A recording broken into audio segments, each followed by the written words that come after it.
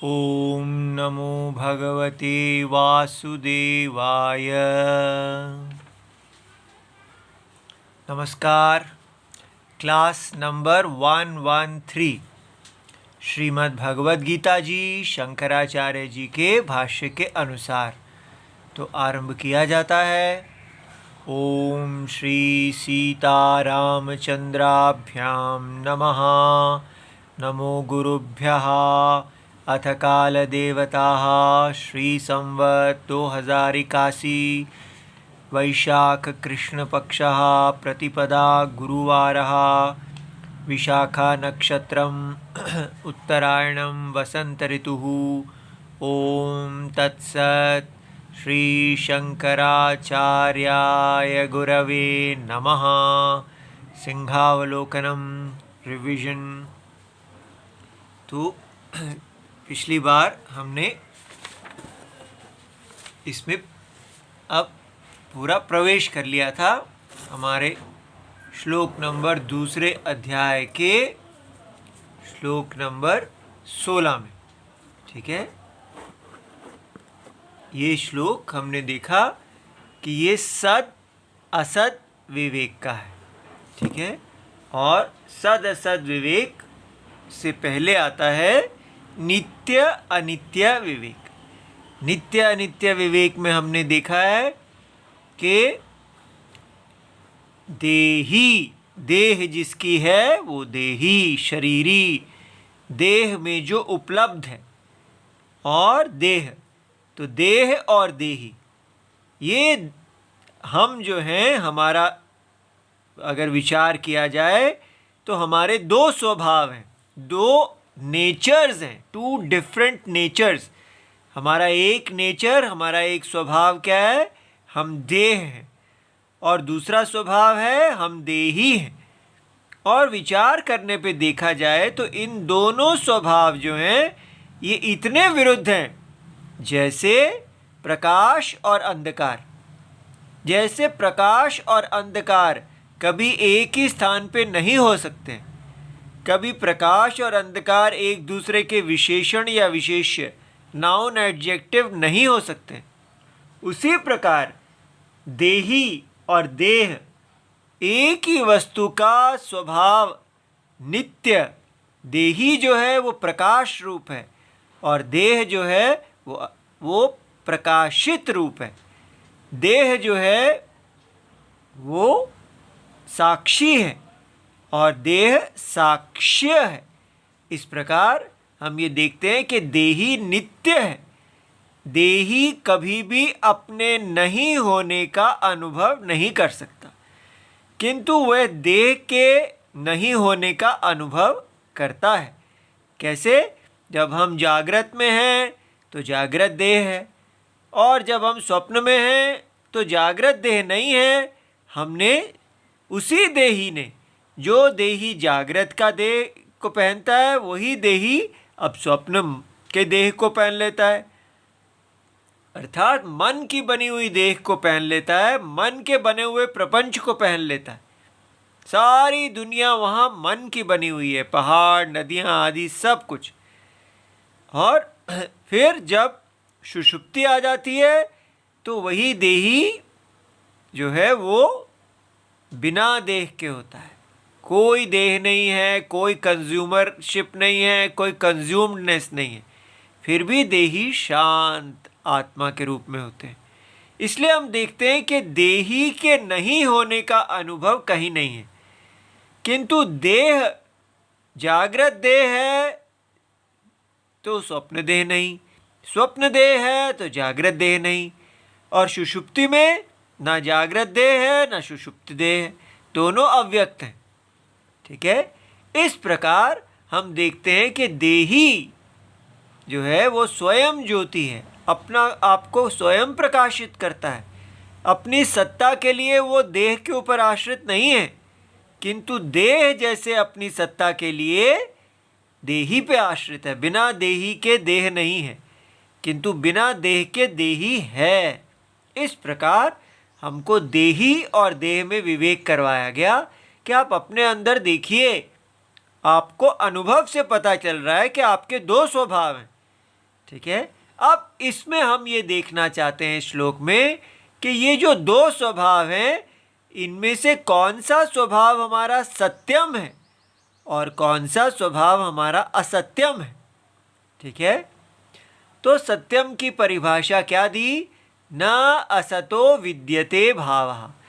असत वो है जिसका विचार करने पर सत्ता नहीं होती, भाव नहीं होता। और सत्यम क्या है? सत्यम वो है जिसका विचार करने पर अभाव नहीं होता, अर्थात उसकी सत्ता खोती नहीं। तब यहाँ शंकराचार्य जी ने हमको इनके अर्थ दिए कि पहला शब्द है न असतः। न असतः अविद्यमानस्य, जो नहीं है। और कौन सी चीज़ अब भगवान कह रहे हैं जिसकी सत्ता नहीं है? तो भगवान पिछले श्लोकों से कनेक्शन लेते हुए कहा जा रहा है कि यहाँ तो नहीं लिखा शीतोष्ण आदि, लेकिन ये भगवान उसी क्रम में बोल रहे हैं। तो उन्होंने पहले कहा कि ये शीत और उष्ण, सर्दी और गर्मी, जो हमें इंद्रियों के विषयों को स्पर्श करने पर लगती है, और सुख और दुख, ये सब जो देही देह के कारण अनुभव करता है, ये सब और सकारण देह, इसकी ना अस्ति भावः भवनम अस्तिता, इसमें अस्तिता नहीं है। There is no existence, it doesn't exist. देह और देह में मिलने वाले सारे सुख दुख, इसकी कोई सत्ता ही नहीं है, ऐसा भगवान कह रहे हैं। तो इसका मतलब क्या है? उन्होंने समझाया, न ही शीतोष्णादि सकारणम प्रमाणैः निरूप्यमानम वस्तु भवति। अगर प्रमाण ज्ञान के साधन के आधार पे हम विचार करते हैं तो ये इंद्रियां, विषय इंद्रियों के शरीर, ये कोई वस्तु ही नहीं ठहरती। तो फिर यहाँ बताया गया जैसे क्यों नहीं ठहरती वस्तु? विकारो ही सहा, क्योंकि ये देह और देह के सब के साथ मिलने वाला सब कुछ जो भी है, वो सब क्या है? वो तो केवल नाम रूप है। किसका नाम रूप है? देही का नाम रूप है। ठीक है, विकार है वो सारा। तो विकार क्या में क्या खराबी है? विकारः च व्यभिचरति। विकार जो है अर्थात नाम रूप जो है, उनकी उत्पत्ति और नाश हो जाता है। वो मैनिफेस्ट और अनमैनिफेस्ट, व्यक्त होते हैं, अव्यक्त हो जाते हैं। कहाँ पर इसका उदाहरण दीजिए? यथा घटादि संस्थानम, जैसे घड़ा चक्षुषा निरूप्यमाणम, चक्षु से आप इसका निश्चय करें तो मृद व्यतिरेकेन, तो मिट्टी के बिना अनुपलब्धे है, उसकी उपलब्धि ना होने के कारण उसका असत निश्चय किया जाता है। और एक घट के दृष्टांत से हम ये जान सकते हैं, तथा सर्वो विकारः कारण व्यतिरेकेन अनुपलब्धे है असत। इसलिए सारा विकार जो भी नाम रूप हैं, वो अपने वस्तु के बिना उनका कोई अस्तित्व नहीं है, इसलिए वो असत हैं। और इतना ही नहीं, वो नाम रूप अपने आने से पहले और उनके नाश के बाद, जन्म से प्राक और प्रध्वंस के ऊर्ध्वम, प्रध्वंस के उनका पूरी तरह प्रध्वंस, पूरी तरह नाश होने के बाद भी उनकी उपलब्धि नहीं होती। इस प्रकार भगवान ने यहाँ हमको ये बात समझाई कि ये देखिए, पिछली बार हमने घट का उदाहरण लेके देखा था कि ये घट है और इसकी जो अगर हम सत्ता का निश्चय करते हैं तो ये मृत, मिट्टी के बिना इसके यहाँ कोई भी सत्ता नहीं है। अगर कहें कि घट को और मिट्टी को अलग कर दो तो ऐसा हो ही नहीं सकता, क्योंकि सत्ता केवल मिट्टी की है। लेकिन हमने देखा था कि चावल और तिल अगर मिले हों, काले तिल, तो अलग करते हैं तो दो ढेरियाँ बनती हैं, लेकिन इनको अलग करते हैं तो एक ही मिट्टी रह जाती है। तो घट के आने से पहले मिट्टी का गोला था, तब घट कहाँ था? तो वो कार्य, वो घट के अंदर अव्यक्त था। ऐसा कहाँ है? हम चाकू से देखते हैं तो हमें तो अव्यक्त नहीं दिखता। तो अब हमने देखा अव्यक्त का अनुमान लगाया जाता है। अगर कोई चीज़ आई है तो इसके अंदर होनी चाहिए ना, तभी तो आई है। इसमें है ही नहीं तो कैसे आ गई?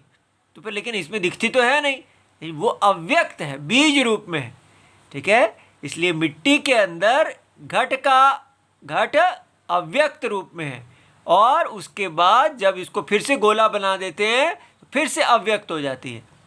तो जैसे लहरें जल के अंदर अव्यक्त हैं, तो ये हम देखते हैं कि ये जो सृष्टि है हमारी, ये हमारा देह का आना और जाना बिल्कुल ऐसा ही है, ठीक है। तो इसलिए ये कहा गया कि घट के आने से पहले भी घट अव्यक्त रूप में है कारण में, लेकिन उसकी स्वतंत्र सत्ता नहीं है, और उसके नाश के बाद भी वो अव्यक्त रूप से है, लेकिन उसकी स्वतंत्र सत्ता नहीं है, उसकी सत्ता केवल मिट्टी ही है, सदा मिट्टी की अनुवृत्ति है, और उस मिट्टी में ये नाम रूप अव्यक्त, ऐसा हम मानते हैं कि ये व्यक्त है, ये अव्यक्त है।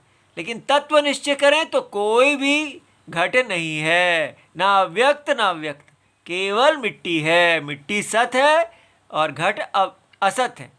ये बात आपको समझ में आ गई? तो अब हमने आगे ये देखा, भगवान कहते हैं तो यहाँ तक हो गया।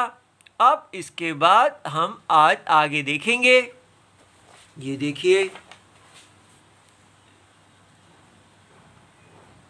तो अब हम शंकर भाष्य आगे देख रहे हैं। तो आपको बिल्कुल भी भय नहीं करना है। हमने कितना समय लगाया है धीरे धीरे धीरे यहाँ तक पहुँचने के लिए, और धीरे धीरे पहुँचतेंगे, आगे बढ़ेंगे। लेकिन कोई ऐसा ना करे कि भाई अब हमारी समझ के बाहर है, हम छोड़ रहे हैं। ऐसा नहीं करना चाहिए, क्योंकि हमारा इसके बिना कोई विकल्प नहीं है, ठीक है। इस जन्म नहीं तो अगले जन्म में, अगले में नहीं तो अगले में, ये तो करना ही करना है। ये मोक्ष के लिए सदसद विवेक का कोई अदर विकल्प नहीं है। इसलिए चाहे सर फूटे या माथा, इसको करना ही है। इसलिए धीरे धीरे भगवान राम जी की उंगली पकड़ के हम चलते रहेंगे, और हम अवश्य इसको समझेंगे, ठीक है। अच्छा जी, अब शंकराचार्य जी कहते हैं, मृदादि कारणस्य तत्कारणस्य च तत्कारण व्यतिरेकेण अनुपलब्धेः असत्वम, ठीक है। घट, हमने ये देखा कि घट नाम रूप का कारण मिट्टी है, ठीक है। यहाँ पर हमको समझ में आया कि ये घट जो है, इसका कारण क्या है? इस नाम रूप का कारण मिट्टी है। क्यों? क्योंकि ये नाम रूप मिट्टी में आते हैं, मिट्टी में रहते हैं और मिट्टी में चले जाते हैं, इसलिए ये कारण से व्याप्त है। तो इनका कारण मिट्टी है, ऐसा कहा गया। तो घट का नाम रूप जो का कारण मिट्टी है, तो मृदादि कारणस्य, तो मृत के कारण मिट्टी जो है वो क्या है? कारण है। किसका? घट का। यहाँ तक समझ में आया? तो कहा किंतु मिट्टी नाम रूप जो है, अब ध्यान से समझना है, घट नाम रूप है, उसका कारण है मिट्टी।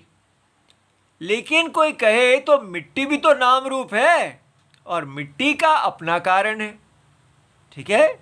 और मिट्टी की अपने कारण के बिना कोई सत्ता नहीं है। कोई आके कहेगा मिट्टी तो केवल कण कण कण कण कण हैं, सारे कणों की सत्ता है, मिट्टी नाम की तो कोई चीज़ ही नहीं है। इसलिए जैसे कहा घट जो है कुछ नहीं है, मिट्टी सब कुछ है, तो कोई आके उसके नीचे फिर उसके कणों की सत्ता बताता है कि मिट्टी तो केवल कण है। और फिर कोई वैज्ञानिक आएगा, वो फिर कहेगा नहीं भाई यहाँ तो सिलिकॉन है, और उसके और विघटन करेगा, उसके मौलिक चीज़ों को बताएगा, तो उसके भी कारण में जाएगा। इस प्रकार वो कहेगा कि ये तो ये एलिमेंट्स के बने हुए हैं, ये जो मिट्टी जिस चीज़ की बनी है वो ही सत्यम है, मिट्टी तो यहाँ है ही नहीं, ठीक है।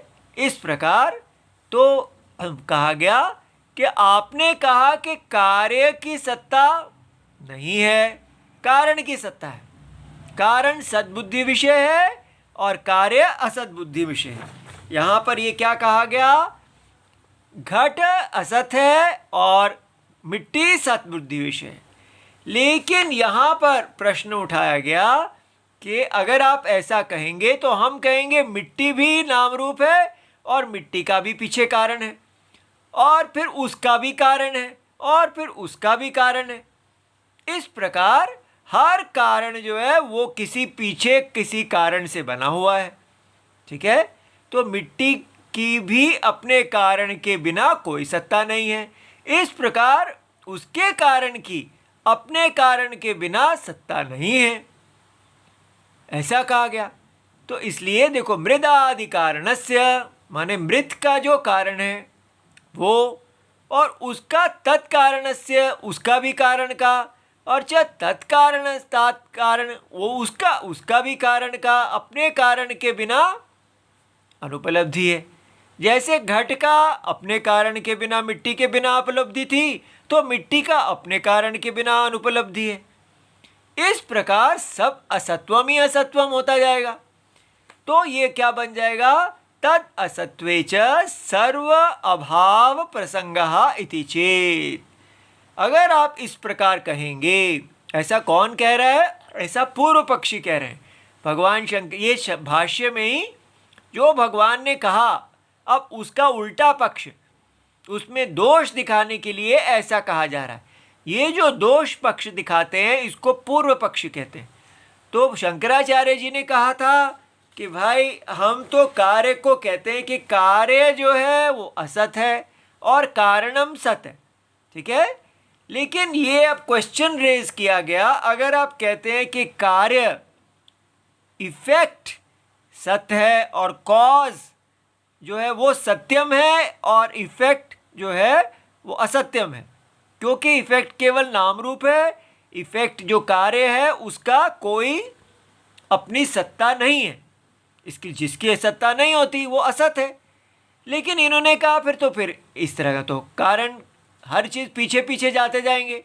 इस प्रकार कार्य और कारण दोनों केवल सत्ताहीन नाम रूप सिद्ध होने पर, जब ये कहा कि कार्य भी सत्ता नहीं है कारण की भी सत्ता नहीं है, क्योंकि कारण की भी उसके पीछे, तो दोनों पर सिद्ध होने पर सर्व अभाव माने सब कुछ सत्ताहीन है, ऐसा प्रसंग, ऐसा निश्चय की प्राप्ति होगी। तो वो पूर्व पक्षी कहते हैं, हे शंकराचार्य जी आप तब क्या करेंगे? क्योंकि आप तो कहना चाहते हैं कि जगत देही सत्यम है, और यहाँ पर आपने जो दृष्टांत दिया घड़े का, उससे तो समझ में आ रहा है कि फिर कोई भी चीज़ सत्य नहीं है, क्योंकि घड़े का कारण मिट्टी और मिट्टी का कारण उसका कारण और उसका कारण उसका कारण, इस प्रकार हर कार्य का अपने कारण में असत्यम होता जाएगा, तो फिर तो पूरा ही असत्यम हो जाएगा ऐसा। तो ये जो प्रश्न उठाया गया है इसको बुद्धिस्ट लोग ऐसा ही सोचते हैं। ठीक है, उनका ये मानना है कि ये संसार में जो कार्य कारण दिखता है, कार्य कारण में कार्य भी असत है और कारण भी असत है। इस प्रकार वो शून्यवादी कहलाते हैं। वो कहते हैं कि कोई भी मौलिक मूल सत्ता है ही नहीं, सारा कुछ यहाँ असत है, इसलिए देह और देही दोनों ही असत हैं, इसलिए शून्यम, आपकी कोई सत्ता ही नहीं है। ऐसा जब व्यक्ति जान जाता है वो इसको निर्वाण कहते हैं, इसको मोक्ष कहते हैं। तो ये जो बात उनका ये सोच है, क्योंकि वो वेद को नहीं मानते हैं इसलिए वो केवल तर्क से चलते हैं, और तर्क से वो भी साइंस के चक्कर में फंसे हैं। जैसे साइंस लोग हैं वो वेद को नहीं मानते, साइंस भी नास्तिक है, उसी प्रकार बौद्ध भी नास्तिक है। तो जब वो अपने केवल प्रत्यक्ष प्रमाण और अनुमान से ही दुनिया को देखते हैं, तो जब प्रत्यक्ष से दुनिया को देखा जाए तो हर चीज़ का कोई कारण बनता है, हर चीज़ का कारण बनता है, तो उनको कोई मूल कारण दिखता ही नहीं है। तो वो कहते हैं कि कोई मूल कारण जो सब सारे जगत का कारण है, नहीं होने के कारण कुछ भी नहीं है, यहाँ केवल प्रतीति है। ऐसा लगता है सब नाम रूप ही हैं। कारण भी, कार्य भी नाम रूप है और कारण भी नाम रूप है, सब नाम ही नाम है, लेकिन सत्ता नहीं है, ऐसा बुद्धिस्ट बौद्ध कहते हैं। तो यहाँ पर भी शंकराचार्य जी ने उन्हीं के मत को उठा के रखा कि हे शंकराचार्य जी, आप जो कह रहे हैं कि कार्य असत है और कारणम सत है, लेकिन अगर हम इस प्रकार चलेंगे तो कुछ भी नहीं बचेगा। अब आप उत्तर कैसे देंगे? ये बात समझ में आ गया। अब शंकराचार्य जी इसका उत्तर देंगे। तो उससे पहले हम समझ लें कि जो वेद का वाद है उसको कहते हैं सत्कार्यवाद। ठीक है, तो वो सत्कार्यवाद क्या है? देखिए, ये जो घट आया, घट का नाम रूप आया, अब प्रश्न उठता है कि क्या ये पहले असत था? क्या ये नहीं था? जो नहीं था वो आ गया है और जो था वो नहीं हो गया है। तो जैसे नथिंग बिकम समथिंग, क्या ये ऐसा केस है कि नॉन एग्जिस्टेंस, जो चीज़ नहीं है वो आ गई है और जो है वो सत्ताहीन हो गई है? घट का आना आप क्या कहते हैं? तो वेदवादी ये कहते हैं कि नहीं, ऐसा कभी नहीं हो सकता कि जो चीज़ नहीं है वो आ जाए। सत्ता की हानि नहीं हो सकती, ना सत्ता आ सकती है और ना ही सत्ता जा सकती है। तो फिर ये घट क्या है? तो कहा जाता है ये घट कारण में अव्यक्त है और कारण रूप से था, कारण रूप से है और कारण रूप से होगा। इस घट की स्वतंत्र सत्ता नहीं है, इसलिए इसको कहते हैं सत कार्य। ये कार्य सत है। क्यों? क्योंकि ये इसकी जो सत्ता है वो कारण की है। इसलिए ये जो जगत में हमें सत्ता दिख रही है, ये सत्ता किसकी है? इसके कारण की है। ठीक है, तो ये कारण ही हमको दिख रहा है, उसी को हम घट कह रहे हैं। इसलिए ये नहीं कहना कि नॉन एग्जिस्टेंट, जो नहीं है वो आ गया और जो है वो चला गया, ऐसा नहीं कहना। हम कहते हैं जो नहीं है, जो है वो पहले अव्यक्त था। ये नहीं कि पहले नहीं था, जीरो से कुछ नहीं आता, ऐसे नहीं कहना कि पहले जीरो था अब आ गया, फिर तो गड़बड़ हो जाएगी। पहले अव्यक्त था, कारण रूप से था, अब भी कारण रूप से ही है। अभी भी जब ये घड़ा है तो ये मिट्टी रूप से है, और जब फिर ये लय हो जाएगा अपने कारण में तो कारण रूप से रहेगा। इसलिए घड़ा नाम रूप सदा रहते हैं कारण रूप से। ठीक है, इसलिए इनका भी नित्यत्व है।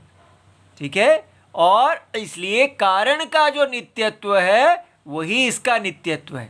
माने कारण है और कारण को ही हम व्यक्त और अव्यक्त घट कह रहे हैं, इसलिए इसको बोला सत्कार्यवाद। आपको सत्कार्यवाद समझ में आ गया कि सत्कार्यवाद ये मानता है कि ये कार्य अपनी उत्पत्ति से पहले कारण में अव्यक्त था, फिर अपने नाश के बाद अपने कारण में अव्यक्त रहेगा। इस प्रकार अनुमान लगाया जाता है। लेकिन बौद्ध जो है वो क्या है? वो है शून्यवादा। शून्यवाद कहते हैं ये कार्य और कारण दोनों ही असत हैं। ना कार्य की कोई सत्ता है ना कारण की कोई सत्ता है, सत्ता है ही नहीं, ऐसा शून्यवादी बुद्धिस्ट कहते हैं।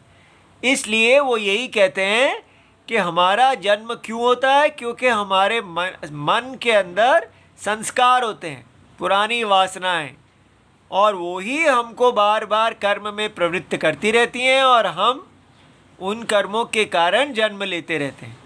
जब वासनाएं शांत हो जाती हैं, हम बस केवल ध्यान करते रहते हैं, मन को सुला देते हैं, मन को पूरी तरह शांत कर देते हैं, तो फिर जैसे कि एक दीपक का तेल खत्म हो जाता है तो उसकी लौ खत्म हो जाती है, उसी प्रकार वो कहते हैं वासनाओं के क्षय से धीरे धीरे धीरे निर्वाण हो जाता है।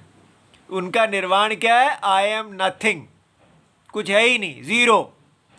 और देखो ये दोनों एक जैसे लगते हैं। और यहाँ निर्वाण क्या है? वैदिक निर्वाण क्या है? मोक्ष क्या है? आई एम अनलिमिटेड, मैं सब कुछ हूँ, अहम पूर्णः। और उनका निर्वाण क्या है? अहम शून्यः, माने अहम है ही नहीं, मैं हूँ ही नहीं। ये है बुद्धिस्ट। और वेदांत क्या कह रहे हैं? मैं ही हूँ, ठीक है, मैं ही हूँ, मेरे अतिरिक्त जीव ईश्वर भेद भी आत्मा में ही कल्पना है, आत्मा अभेद है, ठीक है। और बुद्धिस्ट क्या कह रहे हैं? आत्मा है ही नहीं, ठीक है। यहाँ कह रहे हैं सब कुछ आत्मा ही है, और इधर आत्मा है ही नहीं। अब प्रश्न उठता है, भाई ये बुद्धिस्ट जो हैं ये भी तो भगवान विष्णु ने ही कहा है। दोनों जब भगवान विष्णु ने ही कहे हैं, वेद भी भगवान विष्णु ने कहे हैं, और भगवान बुद्ध जो है वो भी विष्णु भगवान के ही अवतार हैं, तो एक ही के कहे हुए में विरोध कैसे आ गया? तो ये पहले भी बताया गया था कि ये भगवान बुद्ध का जो अवतार श्रीमद् भागवत में ऐसा लिखा है कि उनका अवतार किस लिए था? वो धर्म की संस्थापना के लिए अवतार लेते हैं भगवान। और उन्होंने देखा कि बहुत से ब्राह्मण जो हैं वो अब वेद के अधिकारी नहीं थे, क्योंकि वो जो ब्राह्मण के लिए एक शुद्धता होती है और वेद की रक्षा करना, वो ऐसा नहीं कर रहे थे और वैदिक धर्म से गिर रहे थे। तो उनको वैदिक धर्म से बाहर निकालने के लिए उनको भगवान ने ये वेद के विरुद्ध नास्तिकता के तर्क बताए, और वो उन तर्कों में आ गए और उन्होंने वैदिक धर्म को छोड़ के वो बौद्ध बन गए। अब हमारे लिए इसमें क्या सीख है? हमारे लिए ये सीख है कि सामने अगर भगवान विष्णु भी बोल रहे हैं, लेकिन हमने देखना है जो सत्य है हम उसको पकड़ेंगे।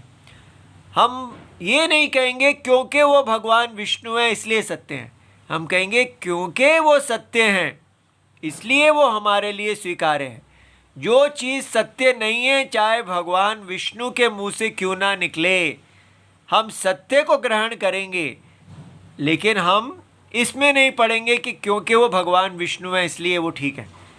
वो ठीक बोलेंगे तो सत्य है। इसलिए ये समझना चाहिए कि ये अवतार जो है बुद्ध अवतार, ये इसलिए है, भगवान ये देखना चाहते हैं कि लोग सत्य को ग्रहण करते हैं कि भगवान विष्णु को ग्रहण करते हैं। अगर आपके सामने सत्य और भगवान विष्णु हो और दोनों में से एक चुनना हो, तो जो सच्चा भगवान विष्णु का भक्त है वो सत्य को चुन लेगा, लेकिन असत्य बोलने वाले भगवान विष्णु को छोड़ देगा। इसलिए भगवान विष्णु जाएं पर सत्य ना जाए, ये हमारी संस्कृति है। इसलिए हमको ये बात समझ में आई कि हम कहीं पर भी भगवान बुद्ध जी के मंदिर को देखते हैं और भिक्षुओं को देखते हैं, बुद्ध सबको प्रणाम किया जाता है, वो हमारी संप्रदाय है। लेकिन विचार करने जब बैठते हैं तो फिर जो शून्यवाद है उसको नहीं स्वीकार किया जाता। विचार अपनी जगह है, आदर अपनी जगह है, ठीक है।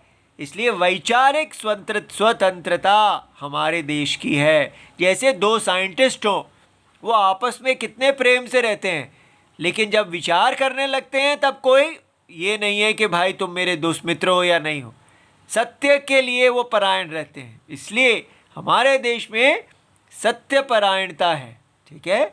तो इसलिए आपको बुरा नहीं मानना है। कोई यहाँ पर भगवान विष्णु बुद्ध भगवान जी का, भगवान विष्णु जी का अनादर नहीं किया जा रहा। वो हमारे लिए पूज्य हैं, लेकिन शून्यवाद पूज्य नहीं है। ठीक हो गया। अब ये देखिए,